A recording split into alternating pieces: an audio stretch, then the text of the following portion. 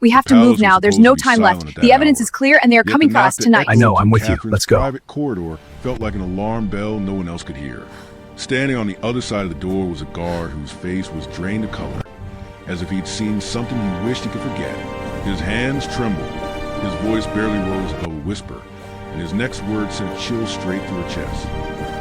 Your Royal Highness, there's a betrayal happening inside the palace. Someone close to you, and just like that, her safe world crashed. You must understand, this Before is we our dive only deeper into this chance. emotional and unsettling story, take a second to like the video, because it helps more people find these powerful royal stories. And if you enjoy dramatic real-life moments from inside the palace walls, hit subscribe and turn on notifications. You won't want to miss what unfolds next. The palace often felt like its own universe. Ancient walls, quiet hallways, and routines so polished they almost looked choreographed. But at 3 in the morning, everything was different. The silence was thicker, heavier, as if the building itself was asleep. And that was why the sudden knock on Catherine's private door felt so wrong. Too sharp, too urgent, too close. She paused, one hand tightening around her robe. Who would knock at this hour? Not staff, not family, not security, unless something truly serious had happened. She opened the door only a crack. What she saw on the other side made her stomach drop. James, one of the palace's most disciplined guards, stood trembling like a man who'd been watching shadows move on their own. 12 years he'd served the family. 12 years of absolute composure. Yet tonight, sweat gathered on his brow despite the cold, and his eyes kept darting down the corridor behind him. Your Royal Highness, he whispered, barely audible. I need to speak with you. Alone. There was something in his tone, fear mixed with urgency, that removed any hesitation. Catherine stepped aside and closed the door behind him. The moment the latch clicked, James locked it manually, as if expecting someone to burst in at any moment. What's happened? Catherine asked. Her voice stayed calm, but her heartbeat quickened. She had lived long enough under constant scrutiny to recognize real fear when she saw it. James reached into his coat and pulled out a folded sheet of paper. His hand shook as he passed it to her. This was left on security desk tonight.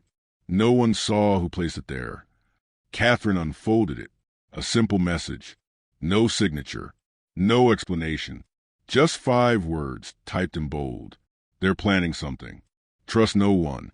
A strange, cold stillness settled inside her.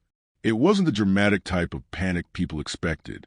It was quieter, heavier, like the kind of fear that whispered, "This is only the beginning." Where did this come from? She asked softly. I don't know, James said, but there's more. He hesitated, then pulled out his phone. I received these about an hour later. Catherine braced herself as he scrolled through a series of photos. Palace hallways, staff schedules pinned to boards, door codes scribbled on sticky notes. Private office angles only insiders would know. She leaned closer, then froze when she saw a photo taken through her office window. She had been sitting at her desk, reading, unaware anyone was watching. Her pulse fluttered painfully. How did you get these? They were emailed to me. James said, someone must have copied the wrong address. Maybe they thought I was part of it. Part of what? James swallowed hard. Your Highness, someone inside the palace is leaking information. And whoever it is, they're getting bolder. I think of the target. The room suddenly felt colder than the November night outside. Catherine moved toward the window, her silhouette framed by the faint glow of moonlight. Outside, the palace grounds stretched silently into the darkness, peaceful yet unsettling, because now she knew that somewhere in that quiet, someone was observing, preparing, waiting. She turned back to James. Why didn't you report this to the head of security? James lowered his gaze. Because one of the photos was taken from inside his office. That single sentence shifted everything. Trust, something she worked years to build with the palace staff, felt suddenly fragile, thin, breakable. James, she whispered, what do you think they want? I can't say for certain, he answered, but it's not harmless. Whoever is behind this knows routines. They know schedules. They know where you are at all hours. And they're close, she finished. Too close. There was a moment of silence, long, heavy, suffocating. Then she made a decision. We investigate this ourselves, and we tell no one. James nodded, but his face remained tense. We need to be careful. If they realize we know, they might move faster. Catherine took a slow breath. She had endured criticism before, survived scandals, faced cruel headlines. But this was different. This wasn't the world outside trying to tear her down. This was from within, from people she passed in hallways, trusted with documents, exchanged small jokes with during long events. People she believed were loyal. She straightened her shoulders. We start tonight. The next morning, the palace went on as usual, but Catherine felt as though she were walking through water. Every smile directed at her seemed too bright. Every step behind her felt too close. And every familiar face carried a new weight. Could be you? James's advice echoed in her mind. Act normal. So she did, perhaps too well. At breakfast, she sat with Edward, her senior advisor, a man who served the monarchy since the years before she married into the family. His posture was always perfect, his tone precise. Today, though, Catherine felt the space between their words differently. "You're unusually quiet this morning, Your Highness," he said between sips of tea. "Long night?" She forced a small smile. "Just tired." "Understandable," he said, nodding sympathetically. "You have an enormous amount on your plate. But remember, there are people you can rely on." Under any other circumstances, those words would have comforted her. Today, they curled inside her chest like a warning. After breakfast, she returned to her private office and locked the door. Only then did she allow herself the truth. Suspicion was exhausting. Trying to appear unaffected was even worse. For years, she had prided herself on maintaining warmth, kindness, and trust with staff. But now, every glance felt like a test. Every routine felt like a clue. Her phone buzzed. "James." "I checked the logs," he said. There were only 6 people with access to the restricted areas during the time those photos were taken. Her breath caught. "How many?" "6," he repeated, "including Edward and Margaret." Catherine's stomach tightened. Margaret, her personal assistant. 7 years of loyalty. 7 years of organizing her schedules, preparing her documents, helping her through late nights and early mornings. She whispered, "I can't believe that." "We can't rule anyone out," James said gently. "Not yet." That afternoon, Margaret walked into her office with her usual bright smile and a stack of documents. Catherine studied her carefully. Her steady posture, her calm voice, the familiar silver bracelet on her wrist that caught the sunlight as she typed. Nothing seemed out of place, and maybe that was what terrified her most. Could someone hide betrayal behind kindness so flawlessly? As Margaret listed the names for the upcoming charity gala, Catherine found herself drifting, watching not her assistant's words, but her mannerisms.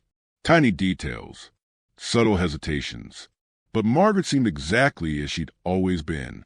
Or maybe Catherine simply didn't want to see the truth. When Margaret finally left, closing the door behind her, Catherine exhaled a breath she hadn't realized she'd been holding. The palace around her felt unchanged, yet her entire world had shifted overnight. Someone inside these walls wanted to harm her, and the warning had only been the first ripple of a much larger, darker tide, and deep down, she sensed betrayal was closer than she dared admit. The palace always looked brightest in the mornings, sunlight spilling across the marble floors, staff moving quietly with polished professionalism, the gentle clatter of teacups echoing faintly through long hallways. But for Catherine, the brightness didn't offer comfort. It only made the shadows stand out more clearly, because now she knew someone among these faces was betraying her. She walked with her usual grace, but every step hit a quiet storm inside her chest. The trick, she reminded herself, was to appear unchanged. If the traitors sensed she was on alert, they might strike sooner. But pretending everything was normal, that was the hardest task she had ever faced. Her morning began in the communications office, reviewing speeches for an upcoming visit. The room buzzed softly. Keyboards clicking, printers humming, advisors murmuring over paperwork. Catherine had always appreciated the rhythm here. It was efficient, predictable, Today it felt like a stage full of actors she no longer trusted. Thomas, the head of communications, approached with a thick folder in hand. He was warm and articulate, a man who lived and breathed palace messaging. But today, Catherine found herself studying him differently. Why did he walk slightly faster toward her? Why did he glance over his shoulder before speaking? Why did he hold the folder a little too tight? Your Highness, he said, smiling, I've refined the key points of the youth initiative. I think you'll like the clarity. She accepted the folder, noticing the faint tremble of her own fingers. Thank you, Thomas. He hesitated. You seem preoccupied. Everything all right? There was again that probing tone. Was it concern or curiosity? I'm fine, she answered softly, offering a smile that didn't quite reach her eyes. Thomas nodded and stepped away, but not before giving one last lingering glance. Catherine caught it. It tightened her chest. Before the betrayal warning, that look would have meant nothing. Now it meant too much. Next, she headed toward the Royal Archives, one of the most secure rooms in the palace. Only a handful of people had access. Ironically, that small number made her feel more exposed. The archive secretary, Victoria, greeted her immediately. Victoria's posture was always straight, her tone formal, her attention borderline intense. She prided herself on never missing details. Your Highness, she said with a curt nod, I've organized the documents from last month's event. Shall I bring them? Catherine watched her move, efficient, focused, but there was something sharper today, something almost rehearsed. Thank you, Catherine replied. I'll review those shortly. As Victoria disappeared into the back room, Catherine wandered the aisles. The air smelled of paper and old leather, things untouched by chaos, things that remained unchanged no matter what happened outside these walls. For a moment, she wished her life would be like that, quiet, sturdy, safely archived. But then footsteps echoed behind her, and she turned to find Victoria returning with a stack of folders. You're unusually early, Victoria noted. Did something urgent come up? Catherine's breath caught for half a second, but she smiled, smoothly, calmly. No, just needed to get ahead of the day. Victoria studied her carefully, as if searching for cracks. Catherine felt the stare, like a weight pressing against her ribs. When she finally left the archives, a chill followed her out the door. The palace kitchen was her next stop. Catherine rarely visited during working hours, but today she needed to observe everything, the routines, the people, the atmosphere. The kitchen was warm, filled with the scent of fresh bread and roasted tea. The staff paused respectfully as she entered. Good morning, Your Highness, the head chef greeted. We're preparing for the Gala menu tasting. Would you like to try the first course? She nodded politely and took a seat. The kitchen buzzed around her, people slicing vegetables, carrying trays, stirring pots. This room had always been one of her favorite spaces in the palace. It was honest. It was full of life. It felt human. But even here, trust felt brittle. A young sous chef approached with a tray, his hand steady, but his eyes flicking nervously toward her security detail. Catherine wondered, was he nervous because she was royalty? Or because he was hiding something? Every face felt like a question she didn't know how to answer. The meal was excellent, and she said so. The staff smiled, relieved. Yet as she walked out, she sensed someone watching her from the corner. A brief flicker of movement, a shadow retreating behind a shelf. Or maybe she was simply unraveling under pressure. By midday, she returned to her private office, her safe space. At least it used to be. Now, every corner felt like a place where someone might have stood, photographing her without her knowledge. She closed the door and leaned against it, letting out a breath she had bottled up for hours. Her phone buzzed. James. Everything all right? She typed quickly. Everyone feels suspicious. He replied, That's normal. Stick to the plan. Keep watching. We'll narrow the list tonight. She set the phone down, but a creeping dread clung to her. Someone she trusted, someone she smiled at just this morning, wanted to harm her. How was she supposed to walk through the palace, pretending everything was fine? After a short rest, Catherine attended a staff coordination meeting for the gala. Everyone was there, Margaret with her clipboard, Edward reviewing logistics, Thomas checking schedules, Victoria scanning security protocols. All the suspects, all in one room, all acting as though nothing was wrong. Margaret spoke first. We've confirmed arrivals for both international representatives. Seating is finalized and the floral arrangements will be delivered early tomorrow morning. Catherine nodded while watching the silver bracelet sparkle on Margaret's wrist. The bracelet from the nighttime footage. The bracelet James had identified. The bracelet she had tried, desperately now to focus on, but she couldn't stop seeing it. Edward jumped in with updates on transportation. Thomas mentioned media attendance. Margaret added notes with calm precision, and Catherine felt her composure thinning. Every voice sounded too smooth, every gesture too controlled. These people, all of them, were functioning as a team, a family, and yet one of them was quietly tightening a noose around her life. She kept her responses measured, but inside, she felt as though she were walking across glass. When the meeting ended, Margaret lingered behind. "Is everything okay, Your Highness?" she asked, her voice perfectly gentle. Catherine forced a smile. "Just tired." Margaret nodded, sympathetic. "You work too hard sometimes." The words were soft, caring, exactly the kind of thing Margaret would normally say. But today they tasted like poison. That evening, Catherine met James once more, hidden in a small security alcove near the east stairwell. The lights were dim and the corridor was quiet. James had dark circles under his eyes. I checked more logs. Movement during restricted hours narrowed the list again. Catherine's throat tightened. "To who?" James hesitated, then said softly, "3 people." Her heart dropped. Edward, Thomas, and Margaret. Catherine closed her eyes. 3 people she relied on every day. 3 people with intimate access to her world. "How am I supposed to act around them?" she whispered. "Exactly as you've been," James said. "If they sense suspicion, we lose them." She nodded, though her chest ached with pressure. "Tomorrow," James said, "we begin phase 2. Catherine exhaled slowly. "And until then?" James looked at her with steady conviction. "Until then, Your Highness, trust no one but me." His words echoed long after she returned to her room. The palace lights dimmed. Hallways quieted. Staff retreated to their quarters. But Catherine didn't sleep, because with every passing minute, one truth crept closer.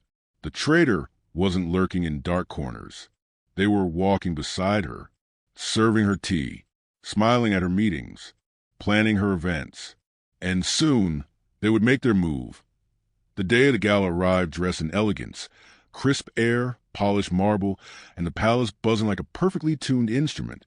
But beneath the graceful surface, a quiet operation had begun.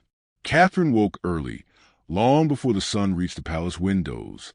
She stood in front of her mirror, letting her stylist adjust the gown she'd wear later that night, a deep blue masterpiece that shimmered under the faint morning light.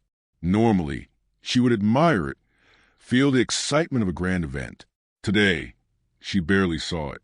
Her mind replayed James's words from the night before.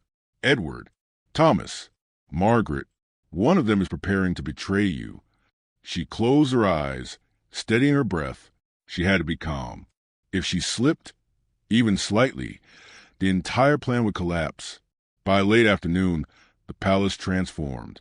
Staff hurried across the grand hall, carrying arrangements of white lilies, crystal glasses, gilded place cards. The ballroom glittered under enormous chandeliers. Musicians tuned their instruments. Security blended into the crowd like shadows that knew their roles by heart. Catherine stood near the entrance, watching it all unfold. She felt like the queen on a chessboard, placed in the center while unseen hands moved the pieces around her. James joined her discreetly, dressed in his formal guard uniform. He looked like any other officer, but Catherine could see the tension in his jaw. "All undercover personnel are in place," he whispered. "We're watching all exits and all restricted corridors. And the 3 suspects." She nodded. "Are they behaving normally?" James gave a faint, humorless smile. Suspiciously normal. And that was the problem. A guilty person pretending to be innocent looked almost identical to an innocent person trying not to look guilty. Remember, James added softly, whatever happens tonight, don't confront anyone alone. She wanted to argue. She was tired of being protected, tired of being kept in the dark, but she knew this wasn't just about pride. This was about safety. I'll be careful, she promised. James stared at her for a moment, then nodded and stepped away, disappearing into the flow of staff. Catherine inhaled deeply and entered the ballroom. The moment she stepped inside, a wave of warm applause filled the room. Diplomats, philanthropists, and well-known public figures all greeted her with polite admiration. Catherine smiled graciously, moving from group to group with practiced ease. But beneath her calm exterior, her thoughts spun like dangerous wheels. Somewhere in this glittering room, one of them, the betrayer, was waiting. Edward approached her first. His tuxedo was immaculate, his posture impossibly straight. He bowed slightly. "Your Highness," he said warmly, "the evening is going beautifully so far. I trust you're feeling well." She studied him. He looked sincere, respectful, attentive, but so did everyone else. "I am," she replied. "Thank you, Edward." He gave a small nod and stepped away to speak with a diplomat. Next came Thomas, clipboard in hand, checking off details like a man determined to control every variable. "Your Highness," he said with a smile, "media guests are in place, and your speech outline is ready when you are." Catherine thanked him, but her eyes lingered on his. Calm, steady, too steady? She couldn't tell anymore.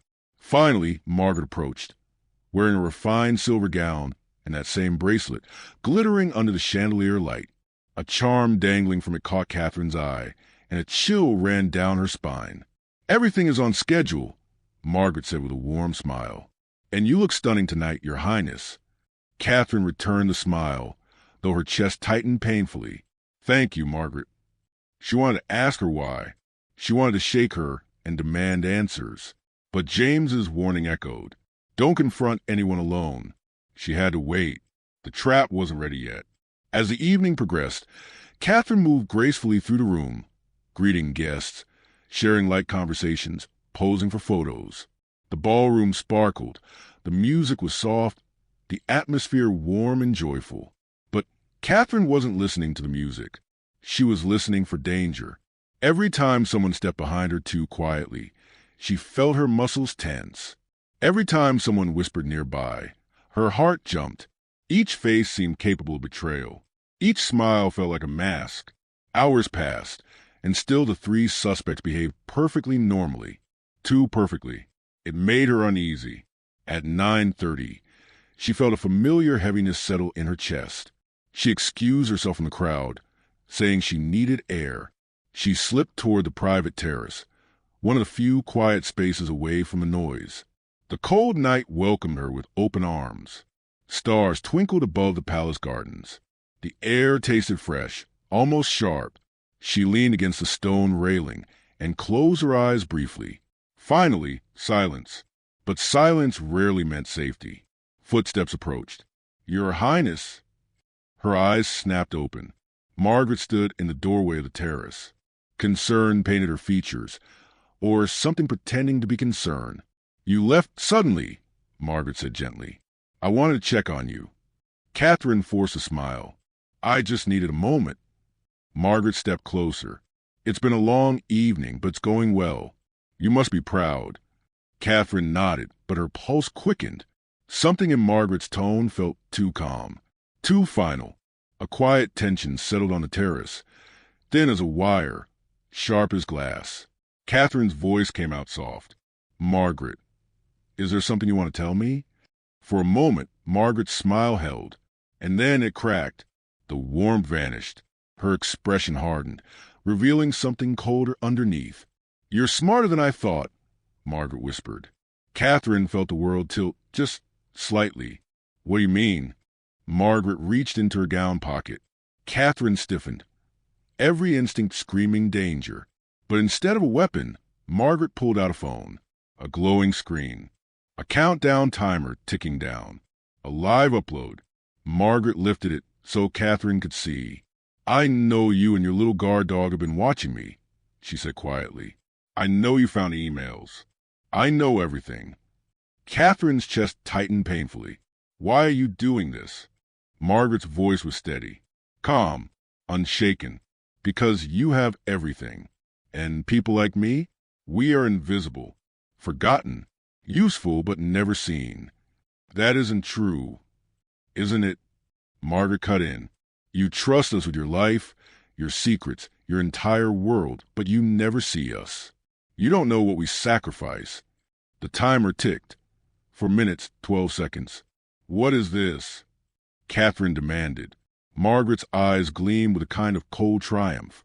"In less than 5 minutes, everything you've ever said or written privately will be public. Every vulnerable moment, every conversation, every weakness." Catherine's blood ran cold. "You can't do this." "I already have." The words hit like a blow. Before Catherine had time to react further, another voice cut through the tension. Step away from her. James. He moved into the doorway with terrifying speed, flanked by 2 undercover officers. Their eyes locked on Margaret. Margaret didn't flinch. "It's too late," she whispered. James seized the phone from her hand, but Margaret only smiled. "Check the timer." He did. Catherine watched his face drain of color. "She's right," he breathed. "We have less than 4 minutes before the file's released to multiple servers." Catherine's heart hammered. "Can you stop it?" James was already dialing his tech team. "We'll try, but we need the access codes." He looked at Margaret. "Give us the codes." Margaret tilted her head, almost amused. "Why would I help you now?" Behind her calm smile was a storm Catherine had never seen before, and the timer kept ticking. 3 minutes, 10 seconds. The trap had been sprung. Now all they could do was fight the clock. The palace corridors had never felt so narrow. Catherine ran beside James, her gown sweeping across the marble floors as the timer on Margaret's phone raced toward disaster. Every second felt like sand slipping through her fingers. Faster, faster, faster. 2 minutes, 42 seconds. James spoke urgently into his radio. "All units, locate William immediately. We believe he's a secondary operator." Catherine's heart stuttered at the name. William, her personal bodyguard. 10 years at her side. 10 years of loyalty, or so she thought. A burst of static crackled through the radio before someone replied. "William is not at his post." James cursed under his breath. "He's either running or finishing the job." They reached the palace security office in seconds. The tech team was already scrambling, multiple screens filled with error messages, blocked servers, proxies bouncing like a maze with no exit. "We're tracing the upload," one technician said breathlessly, "but it's bouncing through encrypted channels we can't break fast enough." Catherine stepped forward. "We don't have time. The files will release in..." She looked at the screen. 2 minutes, 11 seconds. James pointed to an email signature on one of the screens. This came from inside the palace. Margaret wasn't working alone. "Who else?" Catherine demanded. The technician typed furiously. A list popped up, 5 names with elite-level access. Edward, Thomas, Victoria, Richard, and... Catherine's stomach clenched. "William." James turned to her. "Where would he go? Where does he run when he needs silence?" She swallowed hard, memories flashing. 10 years of small habits. "The chapel," she whispered. "He always went there on quiet nights." "Let's move," James ordered. They ran through the palace's east wing. Portraits of past monarchs blurred past as Catherine's heels echoed like sharp taps of a warning drum. When they reached the chapel door, James raised a hand, signaling caution. He pushed it open slowly. The chapel was dim, lit only by the soft glow of candles. And there, sitting in the front pew, head bowed, hands clasped, was William. He didn't turn when the officers entered. He didn't run. He didn't even flinch. "It's over," James said quietly. William finally lifted his head. His eyes were swollen, as if he'd been crying or trying hard not to. "I know," he whispered. Catherine stepped forward. Her voice trembled, but she held her ground. "Why, William?" He turned to her slowly. An expression in his eyes, broken, angry, exhausted, sent a painful crack through her chest. "Do you know what it's like?" he asked softly. "To give everything to protect someone who doesn't even see you? To stand beside you for 10 years and still feel invisible?" Catherine shook her head. "I never saw you that way." "But you did," he said bitterly. "All of you did. You say thank you. You smile politely. But you don't see the people who sacrifice their lives so yours can look effortless." James stepped closer. "What did Margaret offer you?" "Not money," William said. "Not really. She offered something stronger." He looked directly at Catherine. "She offered me the chance to finally matter." The words struck her deeper than any betrayal. She had trusted him with her life. She had depended on him. She had believed he was unshakable. Never once had she imagined he felt unseen. But the timer was still ticking. "Where's the computer controlling the upload?" James demanded. William looked toward the side room, his security office near the chapel. James rushed inside, Catherine close behind. A laptop sat open on the desk. The upload was at 97%. "Password locked," James muttered. "I need a code." Catherine stared at the screen. She thought of the small details William valued, his patterns, his routines, his stories. "Try his badge number," she said. 7394. "Invalid. Try his daughter's name. Emma." "Invalid." James's voice tightened. "We're running out of time." Catherine closed her eyes. What did William cherish? What defined him? What was the one thing he talked about? And then she remembered his creed, the oath he repeated every year during the annual security repledge. One word: loyal. "Try loyal," she whispered. Capital L. James keyed it in. The screen blinked. Access granted. He dove into the command line, typing rapidly. Catherine watched the seconds slip away on the timer. 99%. 15 seconds. 14. 15. "James," she breathed. "I've got it. I'm shutting down the server." The progress bar paused. Then, agonizingly slowly, it reversed. 99%. 95%. 80%. And finally, upload terminated. Catherine staggered back. A wave of relief washed through her, so intensely she felt dizzy. James placed a steadying hand on her shoulder.